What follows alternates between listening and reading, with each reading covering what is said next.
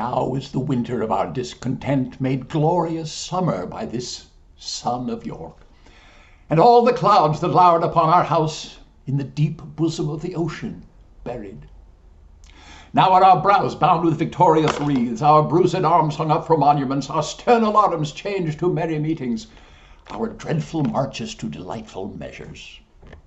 Grim-visaged war hath smoothed his wrinkled front, and now, instead of mounting barbed steeds to fright the souls of fearful adversaries, he capers nimbly in a lady's chamber, to the lascivious pleasing of a lute. But I, that am not shaped for sportive tricks, nor made to court an amorous-looking lass, I that am rudely stamped and want love's majesty to strut before a wanton ambling nymph, I that am curtailed of this fair proportion, cheated of feature by dissembling nature, deformed, unfinished, sent before my time into this breathing world scarce half made up, and that so lamely and unfashionable that dogs bark at me as I halt by them. I, in this weak piping time of peace, have no delight to pass away the time, except to spy my shadow in the sun, and to descant on mine own deformities. And therefore, since I cannot prove a lover to entertain these farewell spoken days, I am determined to prove a villain and hate the idle pleasures of these days.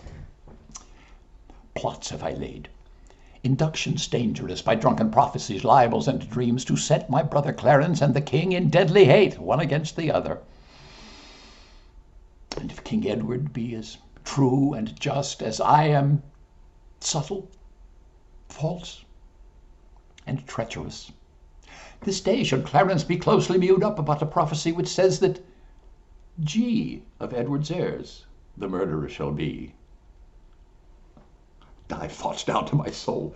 Here Clarence comes.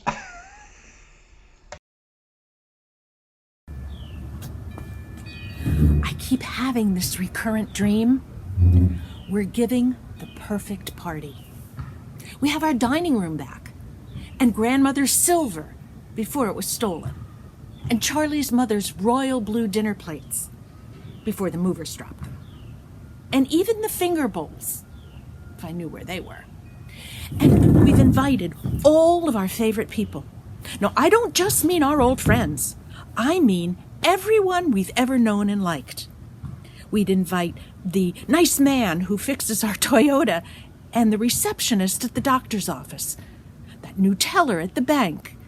Oh, and that intelligent young couple that bought the Peyton house. Oh, and of course our children would be invited.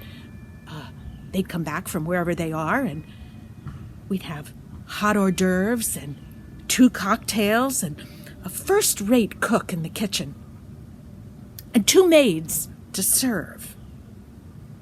And everyone would get along famously.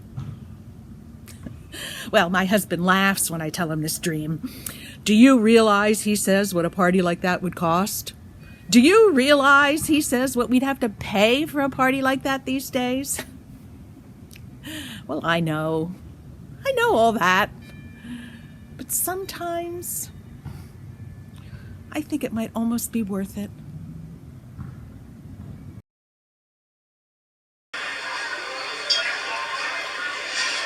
This lousy comic book culture we're living in, you know?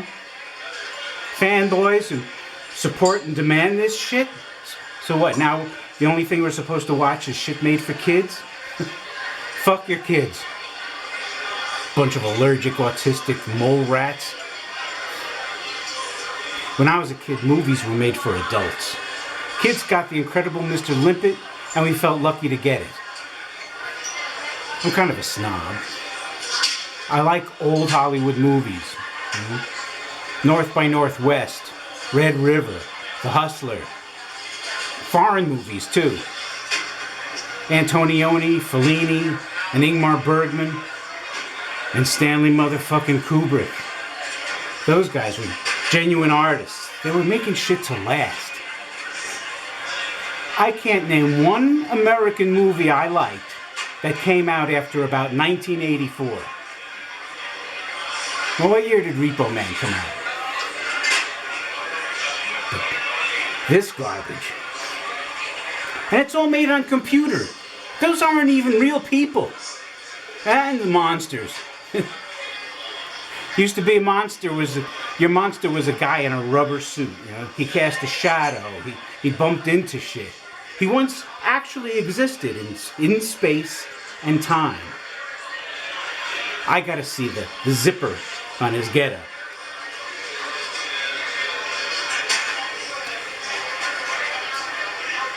I know you don't care. I recognize nobody cares. But I'd still rather say it to you than just, screaming into the shower.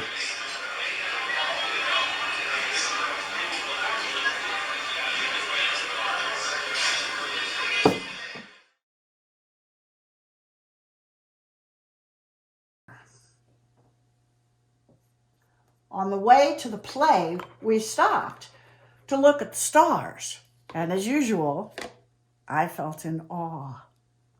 Then I felt even deeper in awe at this capacity we have to be in awe about something. Then I became even more awestruck at the thought that I was, in some small way, a part of all that I was in awe about. And this feeling just went on and on and on. My space chum's got a word for it. Awe infinitum. Because at the point you can comprehend how incomprehensible it all is, you're about as smart as you need to be. Suddenly, I burst into song. Oh, sweet mystery of life, at last I found thee. And I felt so good inside, and my heart felt so full. I decided I would set time aside each day to do aerobics.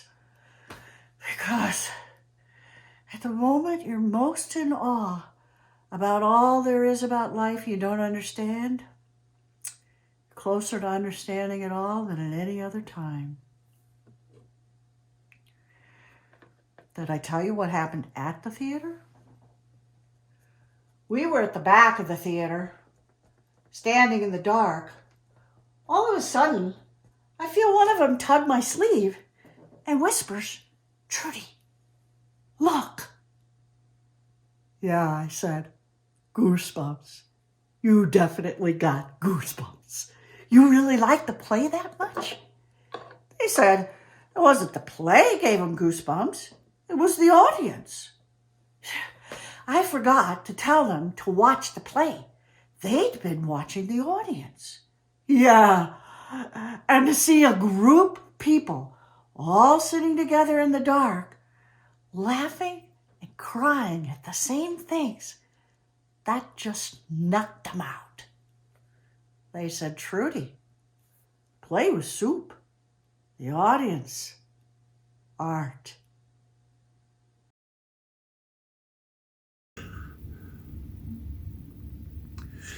Tomorrow and tomorrow and tomorrow creeps in this petty pace from day to day to the last syllable of recorded time. And all our yesterdays and lighted fools the way to dusty death. Out, out! Brief candle, life is but a walking shadow, a poor player that struts and frets his hour upon the stage, and then is heard no more. It is a tale told by an idiot, full of sound and fury, and signifying nothing.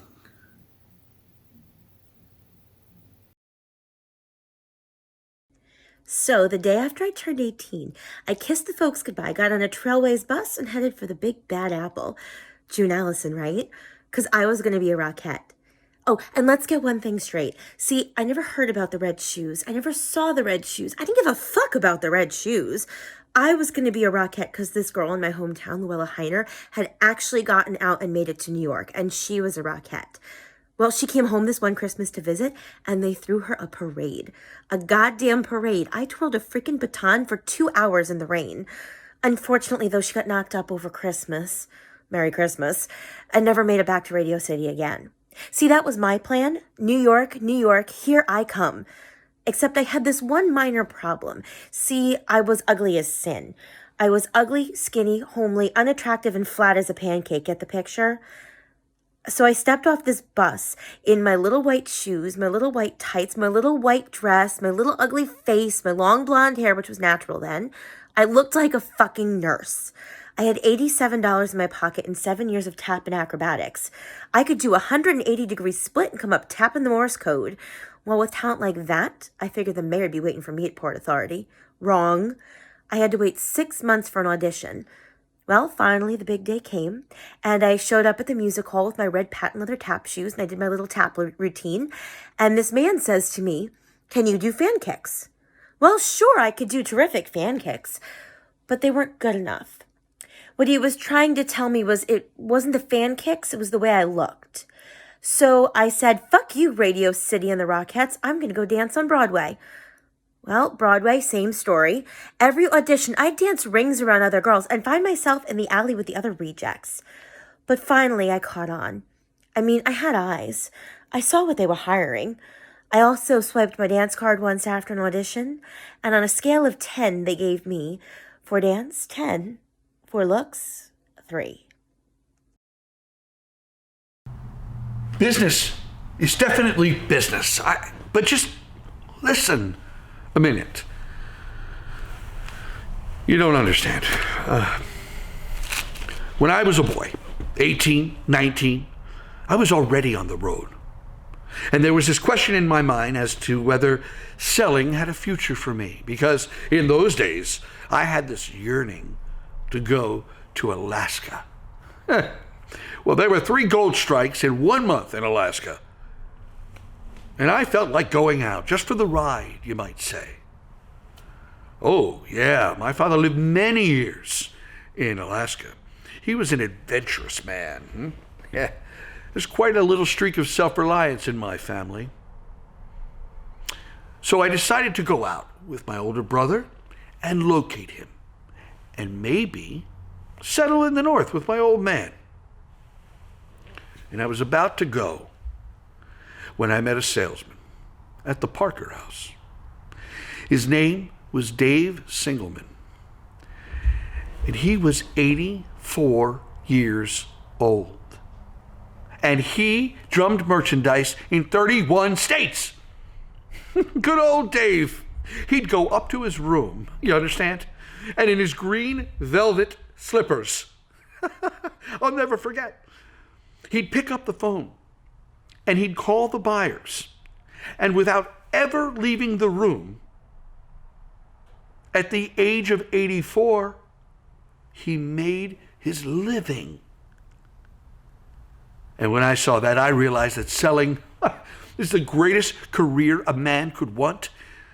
Because what could be more satisfying than to be able to go at the age of 84 into 20 or 30 cities and be loved and respected and helped by so many different people. And when he died, and he died the death of a salesman, in his green velvet slippers, and in the hot smoker of the New York, New Haven, Hartford, go up to Boston.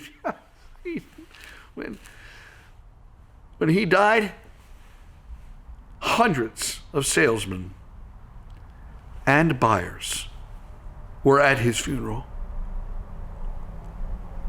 Things were sad on a lot of trains for a few months after that.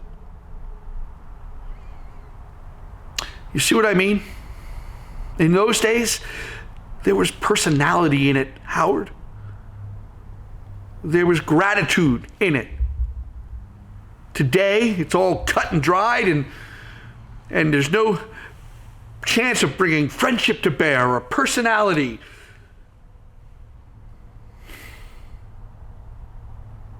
They don't even know me anymore. All I need is $40 a week. That's all I need. 40. Howard.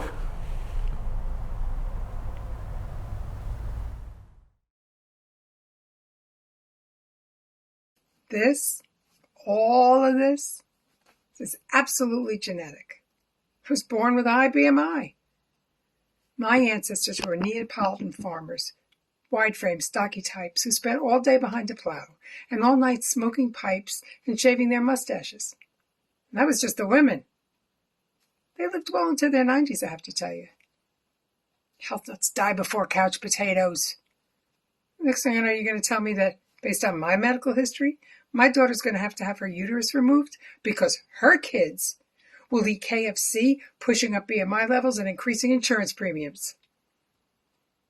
If I choose to die while having unprotected sex, smoking, drinking whiskey, and eating trans fats, let me do it. It's my right, given to me by God. You heard me. I said it. God. We're all going to die sometime. Can't we just live? Have a little fun? There is a fine line between protecting the common good and tyranny. Death to the fascists!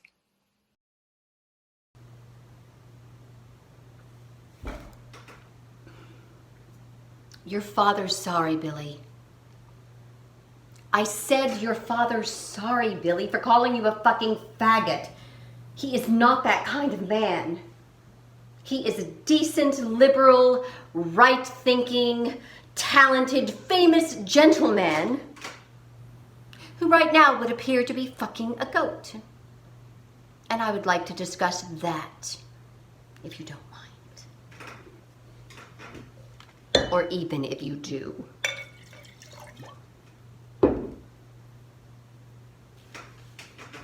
I was out shopping today. For dress gloves, if you want to know. I still wear them to weddings and things. And then to the fish market. Shad Row was just in. And then I came home. You were already gone. I could hear Billy's music upstairs in his room. The mail had arrived. And there was a letter from Ross. Ross writing to me, whatever for. And I was in the pantry. I had just put away the row and I was leaving the kitchen. And I was moving through the dining room, making my way up the stairs when I began to read it.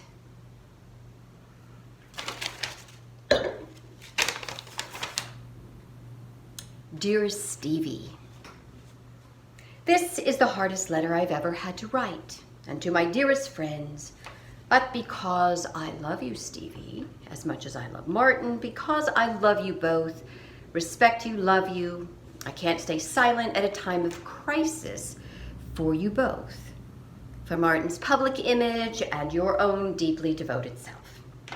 I must put it baldly, for hinting would only put off the inevitable. Martin, and he told me this himself, is having an affair with a certain Sylvia.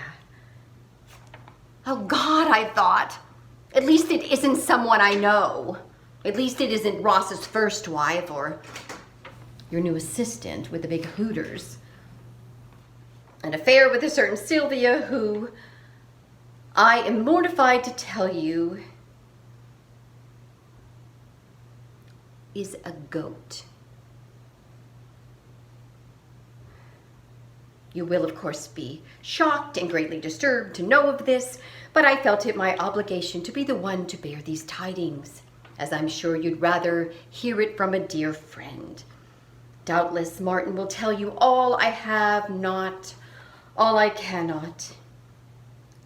With profound affection for you both, Ross.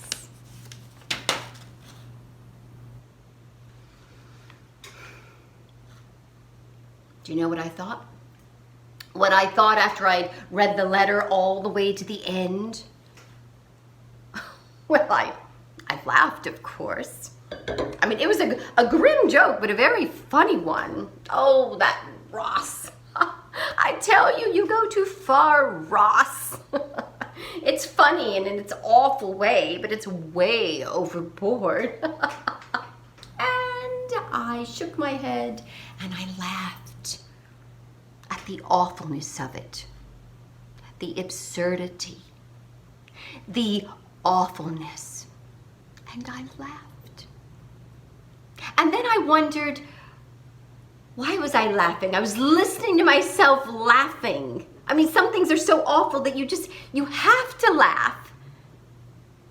And then I wondered why I was laughing. I mean, it's really not that funny when you come down to it, Ross. And just like that, I stopped. I stopped laughing. I realized, just like if you suddenly fell off a building, oh shit, I've fallen off a building and I'm gonna die. I'm gonna go splat right there on the sidewalk. Like that. That it wasn't a joke. It was absurd and awful, but it wasn't a joke.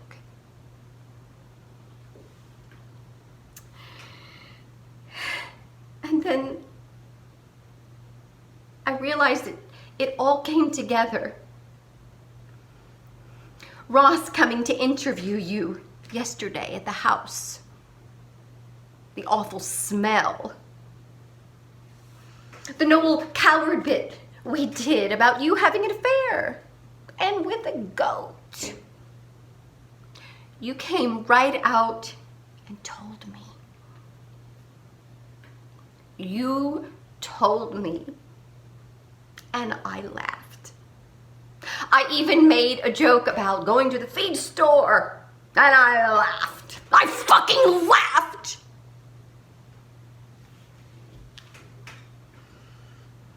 Until it stopped. Until the laughter stopped. And so I knew. And next came believing. I mean, knowing something is true is one thing, but believing what you know, well, there's the hard part.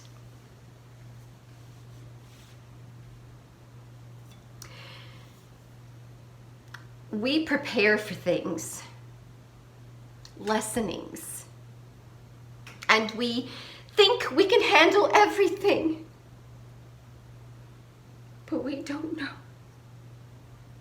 We don't fucking know, do we? I mean, there's some things that are just outside the lines that don't fall into the rules of how the game is played. I mean, death at an early age, that is part of the game. A stroke that leaves you staring at an eggplant the week before was your husband. That's another. Emotional detachment. Spouses deciding to wear dresses all of a sudden. Wives gone dyke. But if there's one thing that you do not put on your plate, no matter how exotic your taste is bestiality. The fucking of animals.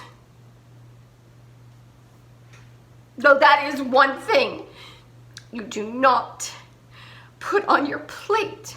Oh, I wonder when he's gonna start cruising livestock. I must ask Mother if Father did and how she handled it. No, that is one thing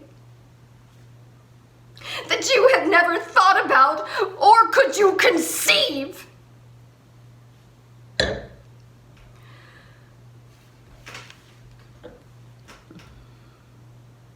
So how was your day?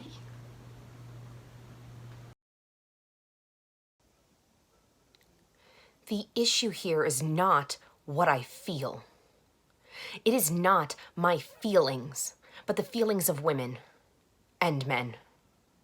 Your superiors, who've been polled, you see, to whom evidence has been presented and who have ruled, you see, who have weighed the testimony and the evidence and who have ruled, you see, that you are negligent, that you are guilty and have been found wanting and in error and will not, for the reasons so told, be given tenure.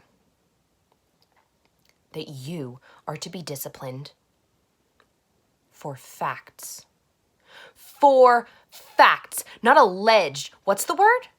But proved. Do you understand? By your own actions. That is what the tenure committee has said. That is what my lawyer said. For what you did in class, for what you did in this office, they are going to discharge you, as full well they should. And you don't understand. You're angry. What has led you to this place? Not your sex, not your race, not your class, your own actions. And you're angry. You ask me here, what do you want? You want to charm me? You want to convince me? You want me to recant. I will not recant. Why should I? What I say is right.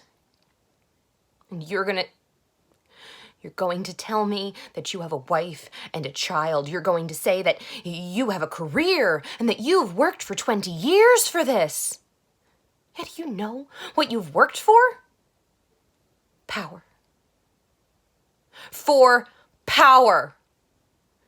And you sit there and you tell me these stories about your house, about all the private schools, about privilege, and how you are entitled to buy, to spend, to mock, to summon.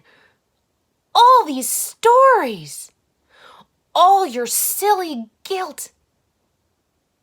It's all about privilege, and you won't know it. Don't you understand?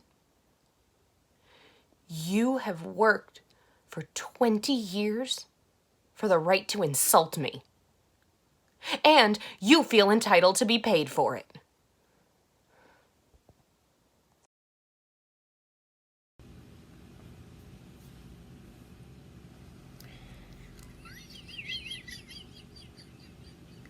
I'll tell you why I was laughing. I remember this time back in high school. I was making out with this really, really beautiful girl, and I was feeling real suave and sophisticated, and wondering if anybody was going to believe my good fortune, and worrying whether or not she was going to let me go all the way. I think it would have been her first time, too. And all of a sudden, I let out this incredibly loud fart. It's just like that, only louder. It was awful. And there was no pretending that it wasn't me. I couldn't just be like, oh, hey, did you hear that thunder? or gee, hey, Peggy, was that you? The best thing I could do was muster up something like, may I use your bathroom, please? Which only made it worse, because there was her mother taking a bath at 10 o'clock at night. She had her arm up in the air, and she was washing her armpit. I said something real cool, like, hello, Mrs. Roberts. And she screamed, and I ran out of the house. I had tripped over some garbage cans, and I ripped my pants trying to climb over a fence. There were these dogs chasing me and barking at me down the street. Oh my God. I thought my life was over. Oh, we never talked about it again. and we never dated again after that. Oh, and I ended up losing my virginity to somebody else. But that fart banged back into my consciousness just then.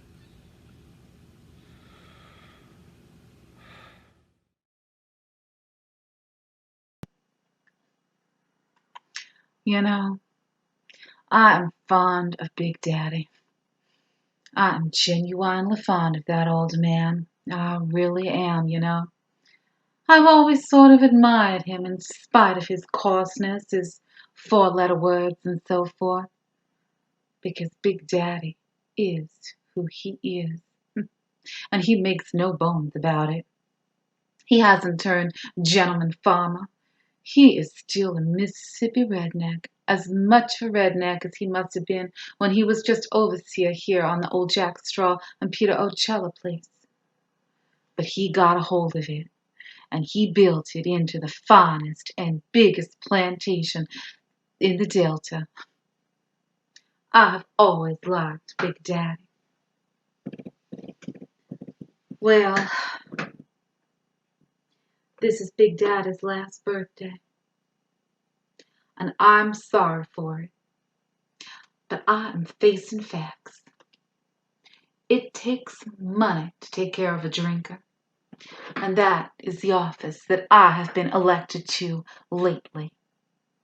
Two people in the same boat have got to take care of each other. At least you want money to buy some more Echo Spring when this supply is exhausted, or will you be satisfied with a 10-cent beer? May and Goopa are planning to freeze us out of Big Daddy's will because you drink and I am childless. But we can defeat that plan. We are going to defeat that plan.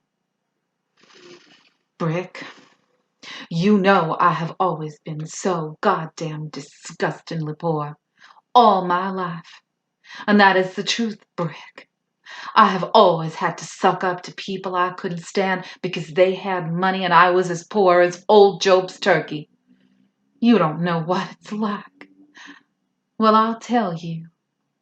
It's like you would feel 1,000 miles away from Echo Spring, and you had to get back to it on that broken ankle without a crutch.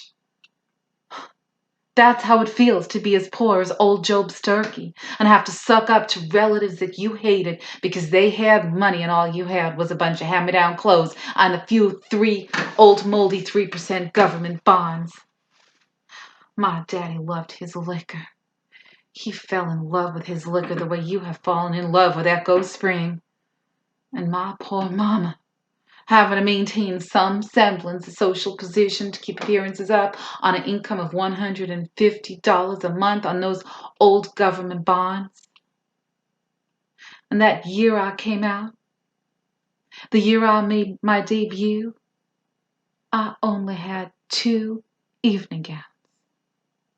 One mother made from a pattern in vogue, and the other a hand-me-down from a snotty rich cousin I hated. That dress I married you in was my grandmother's wedding gown. So that is why I am like a cat on a hot tin roof. You can be young without money, but you can't be old without it. You've got to be old with money, because to be old without it is just too awful. You've got to be one or the other. Young or with money.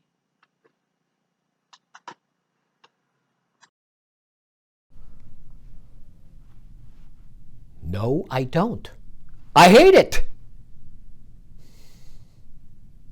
Actually, do you want to know what I really hate? I hate the fact that although I despise green pepper, everyone else alive seems to love it. I mean, it really doesn't bother me so much that I don't like the taste, because the reasons for that are certainly scientific or medical. No, what bothers me is that everyone else likes it, and because they do, it's so much in evidence. On pizza, in salads. The other night I found some in stroganoff. Ugh. Oh, and a myth has sprung up, you know. People have said to me, well, if you don't like it, just pick it out. But that's so stupid. Just because you pick it out doesn't mean the flavor's going to go away.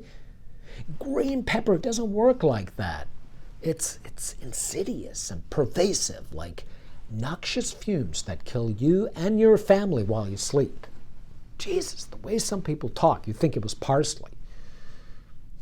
I've even seen, yes, it's true, green pepper that's been sliced crosswise to make a sort of shamrock-shaped ring that's supposed to be decorative. Do you believe it? That's like making a garnish to make the bile really rise up in the throats of your dinner guests. Look, I know you like green pepper, and so you think I'm overreacting. But what I'm trying to say is that the acceptance of these foodstuffs can never be taken for granted. You can't assume it. It's not a given. No. This is something that's given me a lot of unhappiness, and I just don't want to go through that anymore. I do like red pepper, though. I want you to know that.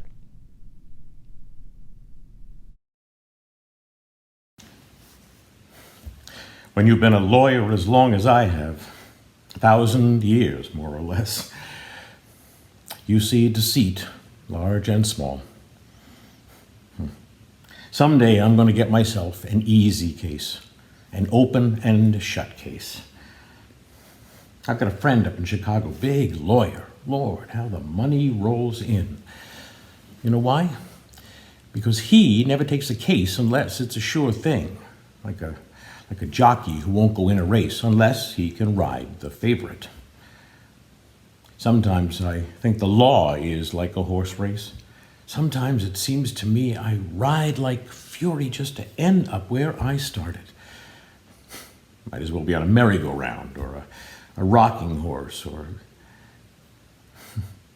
Golden Dancer. Well, that was the name of my first long shot. Golden Dancer. She was in the big side window of the general store in Wakeman, Ohio. I used to stand out in the street and say to myself, if I had Golden Dancer, I'd have everything in the world I wanted. Well, I was 7 years old and a very fine judge of rocking horses.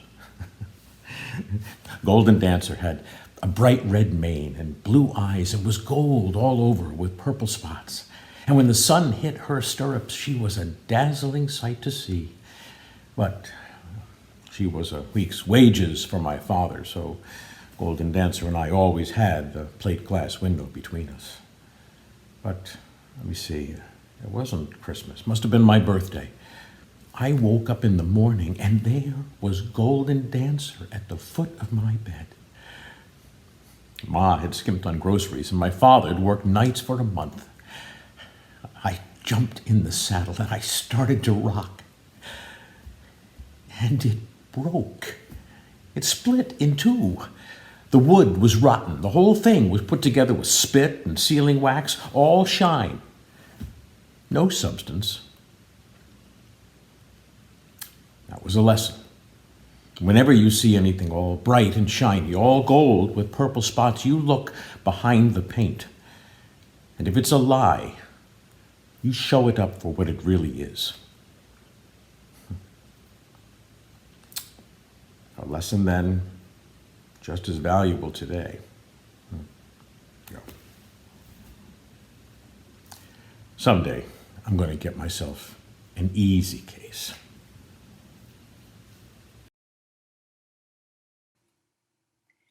At 8 p.m. on Christmas Eve, an hour after Santa leaves, 8 little angels went up to bed.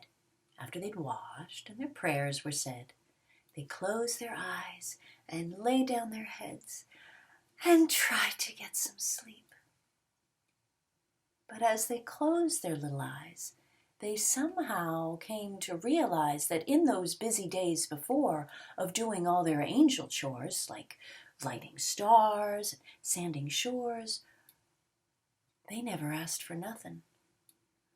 I forgot to send a note, like all the other children wrote, to ask for a doll, a train, a horse, or a boat, and now I'll get no present. So each one cried atop his cloud, and oh, their grief was awful loud, for Santa now would bring no prize to make them smile up in the skies. No one came to dry their eyes. They cried and cried for hours. Well, the moon geese, who in their flight drag the moon across the night and guide it through a field of stars so it doesn't crash with Mars, heard the angels from afar and parked the moon by Saturn. To a cloud each moon goose flew and asked, "Hey there, what's up with you? It's Christmas Eve. You should be sleeping, not perched up here all sad and weeping." The angels softly started peeping and told what they'd forgotten.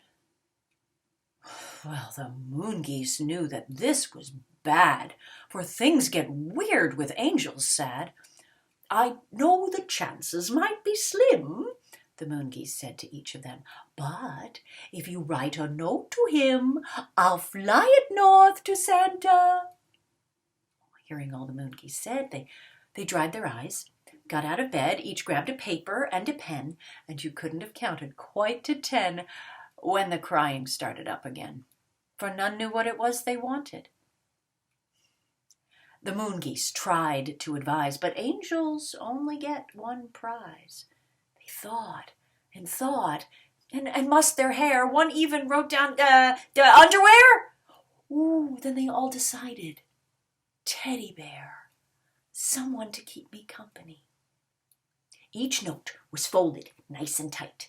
The moon geese then all took to flight from the highest cloud to the great North Pole. Finding Santa was their only goal. But the castle was as dark as coal, for all the elves had gone to bed. They knocked upon the castle door, like none had ever knocked before, and circled round the castle walls. Through the darkness came their call, "Wake up! Wake up, one and all!" The elves were not so happy. "Who is it? What is it? Why have you come? Get up! Wake up! Your work's not done! What's this you mean? What is it you say? The toys are all made and taken away. We packed the bag, we loaded the sleigh. Santa's been gone for hours." So the moon geese explained to the elf left in charge how the angels forgot, and the task wasn't large. So when back to the moon the geese finally flew, he gathered the elves, saying, "Here's what we'll do, but we really must hurry. It's 2:15. And the workshop burst into singing. They called in the cutters, the sewers, the stuffers, the pinners, the threaders, bow tiers and fluffers, and they worked and they sang, making 8 teddies more that were cuter and softer than those made before. The last one was finished at 4:30, when one elf raised an odd question. "Now that we've made these 8 teddy bears, how are we going to get them up there? The geese are all gone and Santa's not back." None of the elves had considered this fact. They stared at the sky, starless and black, till a heavy snow started falling. They stood in the snow without even a clue of what in the world they could possibly do. One mentioned a ladder, but elves scare from heights. "Ooh, a slingshot to launch the bears into flight! Ooh, or tie each one to the tail of a kite!" And then the elves got hungry. Well, see, the thing about elves that you may not know is they get hungry when they stand in the snow. So with cookies and cocoa now on their mind, off to the kitchen to see what they could find, forgetting the 8 bears that they'd left behind. And off in the distance were sleigh bells. The night's work was done, and Santa was home. He'd given out presents from Charleston to Rome. His sleigh landed soft in the snow on the ground. He stepped outside, looked all around, puzzled by the 8 teddy bears that he found. And the reindeer were just as confused. Did we leave these behind when we went on our trip? Did they fall from the bag? Did they give us the slip? But Santa was sure, with no shred of doubt, that each toy requested was indeed given out. He leaned back his head, and he called with a shout, "Wake up the elves who are sleeping!" Well, the elves weren't asleep, so they came rather quick. Some ate so much that they nearly were sick. With cookies and cocoa, they stood in the snow. "Whose bears are these?" Santa wanted to know. The elves all said nothing. Then one said, "Oh, no." Santa folded his arms for the story. So they all told the story of angels and geese, which got kind of mixed up with sharks and police, and Santa yelled, "Stop! I'm really confused." So the elf left in charge gave him the news. "It's just one more trip." But Santa refused. "We haven't got time to deliver. The sleigh will not fly if the sun were to rise. If we haven't got back, it will fall from the skies. To each of those clouds is 8 little trips. It's too much to do, all in one clip. And the reindeer are tired. I may lose my grip." Then the reindeer turned to Santa. "There's one thing we do, Santa. One thing we do. We deliver the toys on one night, not 2. There are 8 of us here, for crying out loud. If each of us takes 1 bear to 1 cloud, we can all make it back and make our mums proud. Give us the bears. We're going." So, quick as they could, they loaded the bears, and each of the reindeer took to the air, faster than lightning, on a course just as steep.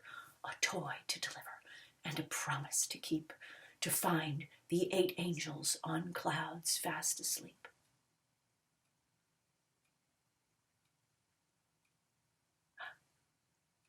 At 8 minutes to dawn, all safe and all sound, the reindeer came home with their hooves on the ground. And the angels awoke with bears in their beds.